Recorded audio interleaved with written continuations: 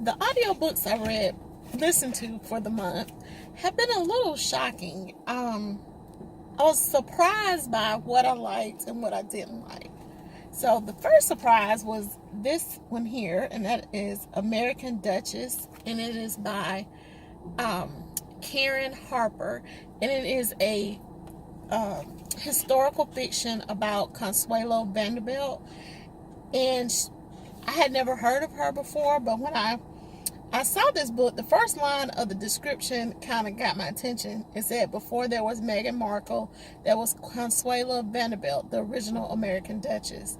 And it was the way Miss Harper writes, her use of dialogue and description, it really pulls you into the story.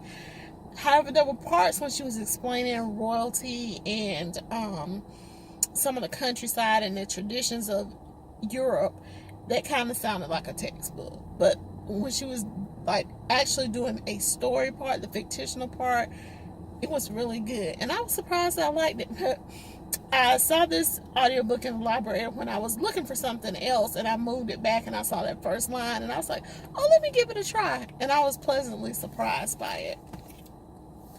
I was also surprised by this, and this is Another Brooklyn by Jacqueline Woodson. This is the second book that I've attempted by Jacqueline Woodson. Brown Girl Dreaming. I DNF'd it. We had it for a book club selection, and the majority of the book club didn't even finish it. And so I was like, okay, I'm going to try this one on audio and hear. And something about her writing is not connecting with me, and I'm not sure what's the problem. And she's almost like Colson Whitehead for me, because other people enjoy her, and I've heard so many people on Booktube talk about her writing and her books, and I'm thinking, why don't I like her? Why is it not connecting with me? So, I don't know. So y'all help me out with that one. The last audio book I listened to for the month was The N-Word, and it's by Jabari Asim. It is a discussion on the use of the N-word in history. I really appreciate this book because it was a academic and clinical examination of how this word has been integrated into American society. I do not agree with the use of as a term of endearment, as something to take the power out, but I appreciate the way that he approached it from the very beginning of the first Africans in America. And if you can stomach listening to, hearing someone say it, it's a great read, or being able to read it. I think it is something probably that every American that truthfully wants to say that we are an equal society needs to listen to this book or read it. So for the month of September, I had the opportunity to read two books from NetGalley, and the first one was a book called Right Beside You. I don't have a cover art to show you, but the book was by Mary Monroe, and it was a holiday romantic novel, and it was about a couple who met at work, and you see the challenges they have of trying to come together after having a platonic relationship for so long, but both are attracted to each other and not quite sure how to get that done to become an actual couple. So I thought it was a good book. I hadn't read a Mary Monroe in a long time, so it was like very fast reading. I remember why I used to like to read her books, because they are very easy to read, and you can easily get hooked into the setting in a couple of minutes. And like a lot of her books, there are discussion questions, so it'll be an excellent book for a book club, especially like for Christmas, because everybody probably can read the book in 3 hours or less if it takes that long to read it. So I thought it was an excellent book. The second book, I was over the moon excited that I got approved for it on NetGalley, and that is Heaven My Home by Attica Locke.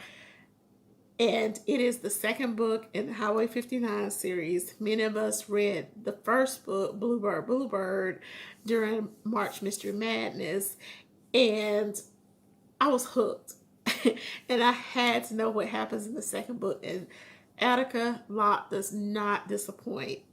That book, Heaven My Home, is excellent as well. And for me, the mystery part, well, the mystery was about a disappearance of a young kid. I think he was about 10 years old.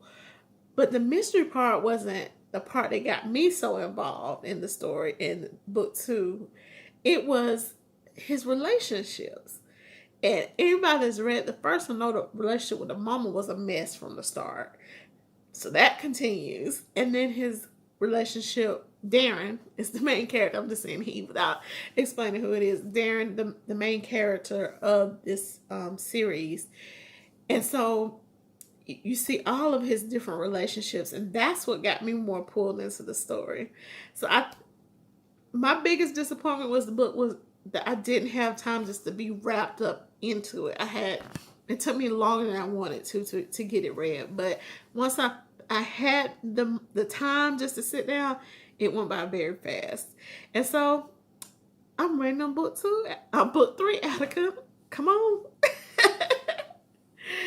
So the previous month, I talked about podcasts that I had been listening to. So I thought I would share 2 more podcasts that I've been listening to. They're both by comedians, so that's the topic I'll talk about today. The first one is the Patdown, and it's by Miss Pat. She's a comedian. She also has a book called Rabbit, and many people have read the book. I haven't read it yet.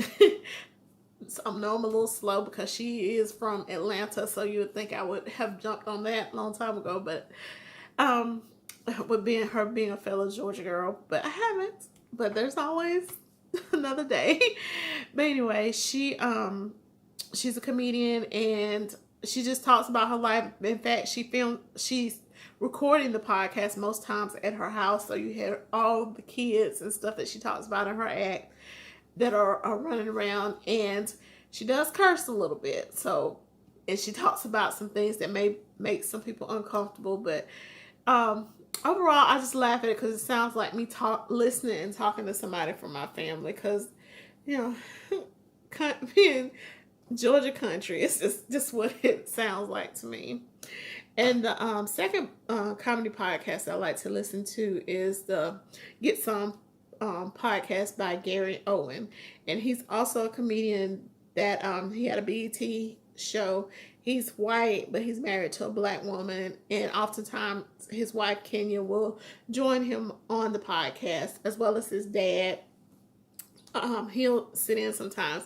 So Gary talks about his home life, what it's like being a comedian, being on the road, and he does a lot about sports. And he talks a lot about, coming up. He didn't have the best life, and so he talks about that. It's just a real conversation. And so I just like listening to him. Plus, he's one of my favorite comics, too. So that's why I've been listening to him. So another little thing I wanted to share with y'all is I'm reading. It seems like I'm reading. Once I start doing my wrap-ups, it does seem like I'm reading more than I thought I was. But I still want to share some other stuff that I have been doing lately. I took a class, and it was about sketching. So I've been learning how to sketch. I thought about Denise because she's such an artist. So I'm not an artist, but the class was sketching to reduce stress. So it was a class I took at work. And so I've been working on my sketches. And so I was sketching tulips one day. Those are my tulips. And so I'm also doing something called scripture writing, where there are people that have these scripture writing plans, and so I've been writing about forgiveness because I've had an incident in the past year where forgiveness has been really hard for me. So when I came across this scripture plan, I started doing it. But in that plan, I started journaling, and so I was putting my sketching, the scripture writing all together, and this work I'm doing on forgiveness because of the scripture writing. And I came across a quote from that I had written down by our fellow booktuber KT, and that was what I was sketching the tulips around. And she said, "Forgive the snake, but don't let back into your garden." And so I made those little tulips and trying to make a little garden. So don't be laughing at my sketching. I'm working on it. I'm working on it. But so I sketch and I write my scriptures all in this sketchbook as a journal. So those are some kind of neat things I thought I would share with you. What are you all doing? I hope you had a good September. Just let me know, and I will talk to you soon. Have a good day.